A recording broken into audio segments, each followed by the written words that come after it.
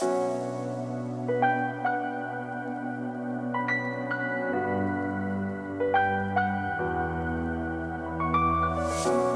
everyone, stealing the jokes that Jenkins does in the intros because you guys seem to like those intros better than mine, and I don't really know if he's ever coming back to Dota Alchemy because it's been so long since he did a video here with another video on behalf of Dota Alchemy. And in this one we're going to be talking about the tier lists, and you guys have been asking us for tier lists for mid and carry for so long, so finally I just decided to break down and make them this morning live on stream. And I think that's something that I might do a little bit more of, is just kind of do my research and maybe like planning for videos live on stream, because people seem to like it. There was quite a few people that were asking good questions, and I think we had a fun learning experience. And I don't really like playing on stream because I don't really get to interact with the chat at all, and it feels kind of weird that there's just people watching me while I'm like seriously focusing on the game and not interacting with the people that are watching me.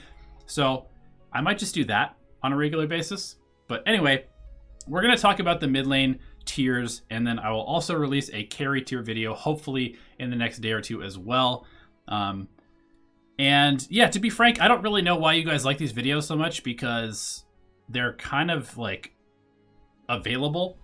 This information is available to everybody if you just do like 5 minutes of research, but you guys seem to love them. So anyway, here is the tier list for mid heroes. And we're going to hop right into it with Outworld Devourer. I'm not going to talk about all of them. I'm going to talk about S and A tier, and you guys can read the rest. But basically, OD is probably the best hero in the mid lane in Dota right now. He potentially could have a tier of his own above S, double S tier, S+, triple S tier above Leshrac and Kunkka, but we'll just leave him in S tier for simplicity's sake. And what makes OD so good is that all the weaknesses that this hero used to have disappeared over the last few months and, year of patches, I suppose. He used to be a hero that was very good in the lane, dominated the lane, had pretty good teamfight impact, was quite strong in the mid game, but had a lot of trouble getting enough farm to be relevant beyond that. And oftentimes, if he had a bad start for whatever reason, he could not recover, or if a team fight or two went poorly, OD was essentially a useless hero. That's completely changed, however, because Arcane Orb now does splash damage, which means that OD can farm stacks just as well as any other hero, that potentially even faster than many other heroes that normally farm stacks, which gives him flash farm potential, which gives him late game carry potential.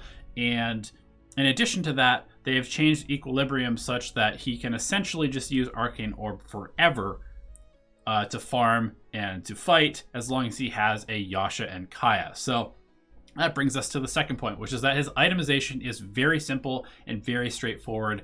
All you need is to go for a couple of Null Talismans, usually a Treads, followed up with a Yasha, Kaya, Blink Dagger, BKB, and a Hex. And then anything beyond that is almost irrelevant, because with those few items, OD can carry most fights 1v5, as long as the other team doesn't have mass magic immunity at the same time as you're taking a fight. Speaking of magic immunity, that's basically the only weakness that OD has. He's good in the lane, he's good at farming, he's good in the mid game, he's good in the late game, and he pretty much counters every other popular hero at the moment. He's good against Kunkka, he's good against Void, he's good against all of the strength cores that people have been playing for so long. He destroys agility heroes as well. There's basically nothing that this hero doesn't do well at the moment, and that makes him an incredibly good mid hero. You can take his early game lane dominance, translate it into mid game tempo, which is what you need out of a mid hero, and then continue to scale off of the one fights in the mid game into a late game beast. Moving on to Leshrac. Leshrac is a hero that has probably the most versatility out of the heroes on this list, and that's one of the reasons that I put it in the S tier. It's getting played a lot in the professional scene and high-level pubs, sometimes as a mid, sometimes as a support, sometimes as an offlaner, and all of those are completely relevant, which makes it a good early pick as well in the drafting phase. Leshrac does very well against a lot of the melee mid heroes. He has the ability to scale very, very well with the extremely strong level 25 talent for Edict, which gives him both physical damage and then, of course, the overwhelming magic damage that the hero normally provides. And he also has the ability to push towers and create very up-tempo lineups as well. So once again, we kind of have a hero that is strong in the lane, strong in the mid game, and strong in the late game as well. And like OD, Leshrac does suffer from mass magic immunity, but only for a small portion of the game, because once those 10-second, 9-second, 8-second BKBs are gone, it's pretty difficult to start winning fights in like 6 seconds unless you're super far ahead already, in which case it doesn't really matter what heroes you're playing against. But once those BKBs get low, Leshrac becomes an unstoppable source of damage that can completely carry team fights by himself. And another thing that Leshrac really benefits from is that you can customize the build depending on what you're playing against in the mid lane, whether you go for lightning early against ranged heroes so you can trade with them, or you go for the split earth early and punish any melee hero that's trying to get last hits. You kind of have options to play any lane relatively well, if not dominate it with superior mechanical ability. Moving on to Kunkka, who is another extremely versatile hero, and that is another reason why I would consider it an S tier hero. This is an primarily offlane hero, to be honest, at this point, but still getting played quite a bit in the mid lane, and also even can be run as a position 4. Kunkka is really just the monster that he always has been, and it's kind of funny to think about that because he's been nerfed a lot. So he lost the ability to out-deny everybody in the game because they nerfed Tidebringer, and yet he's still incredibly difficult to lane against because of Tidebringer. He still splash damages people, out-harasses people, and he has the ability to start rotating and fighting extremely early with pretty much nothing else than phase boosts and 2 bracers. Kunkka is a hero that has multiple different item builds that you can go to fit any particular game.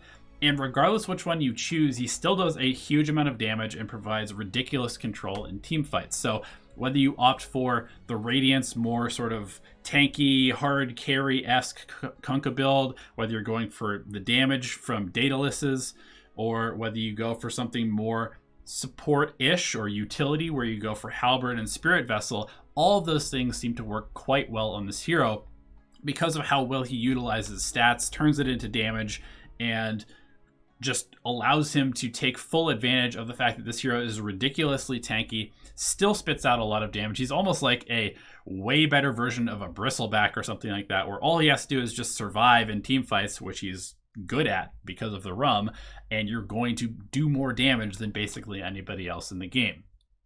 Kunkka, of course, does suffer a little bit from a hero like OD, but he's so good against pretty much everything else that I had to include him in the S tier. Moving on to the A tier heroes, these are ones that are extremely popular. We're seeing a ton of Ember Spirits still picked even after subsequent nerfs. And again, this is a hero that is quite versatile, can be played in the safe lane, can be played in the mid lane, provides you with a good amount of up-tempo ability with his level 6 power spike, and then of course scales quite well throughout the game. One thing that Ember Spirit does lack is the ability to push towers by himself, so you kind of do rely on your teammates to essentially close out the game, but he is able to pretty much snowball out of the laning stage, carry the mid game, and ensure that his team has a huge amount of space to accrue the farm that makes them capable of going high ground.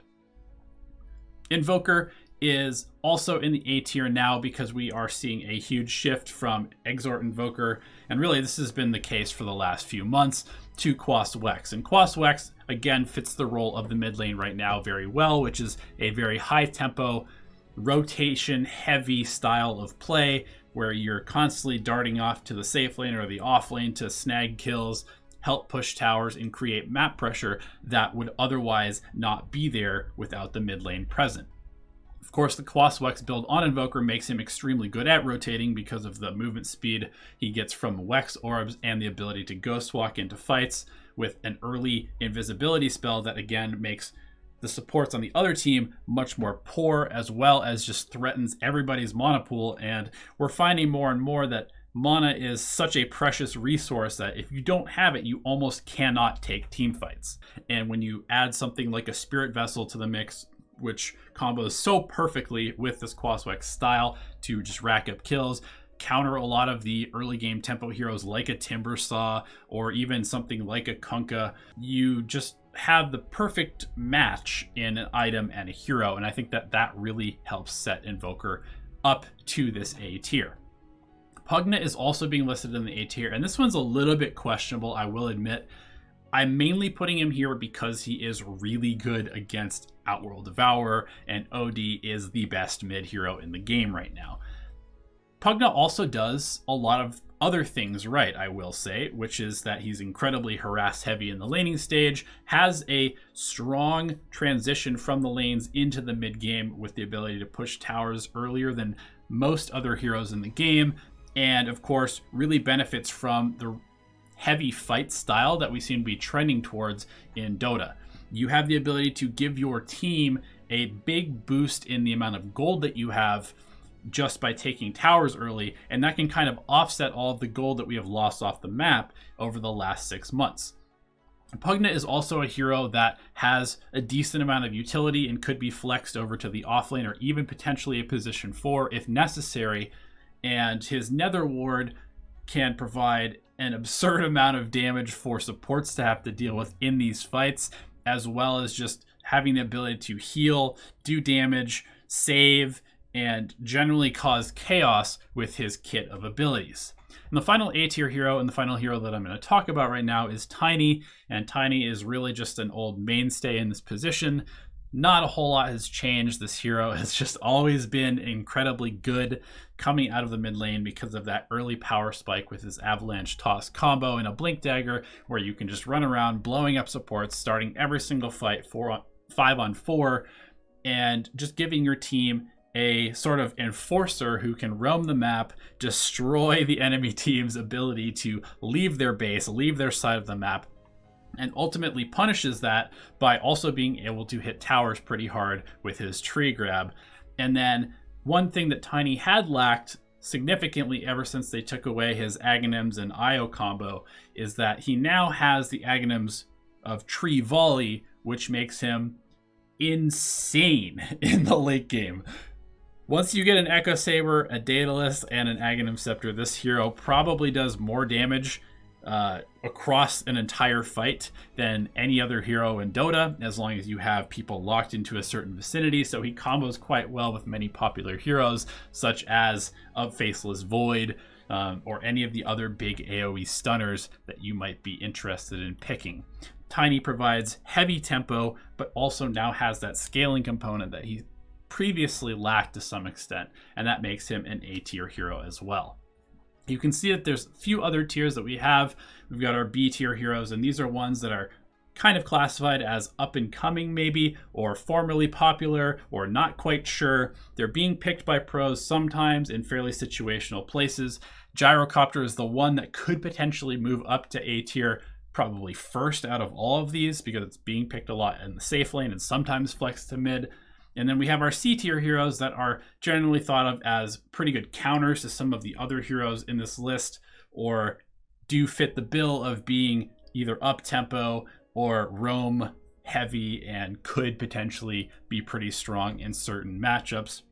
Of course, we have our last pick heroes, which is kind of what mid lane can be all about at times, and especially in pubs. If you're able to snag up any of these 5 heroes, even Huskar, who has definitely fallen off, but is being picked a decent amount now in high level pubs and winning a lot, you're probably going to set yourself up for a pretty good game. Other than that, if you don't see your hero on here, I apologize. It's probably trash. Nobody's playing it who's good at the game, and if that's the case, then maybe you just have to wait for another patch to come around. Anyway, I hope you guys enjoyed this video. Let me know what you think about it in the comment section below. We will see you in another video very soon, and thank you as always for tuning in here on Dota Alchemy.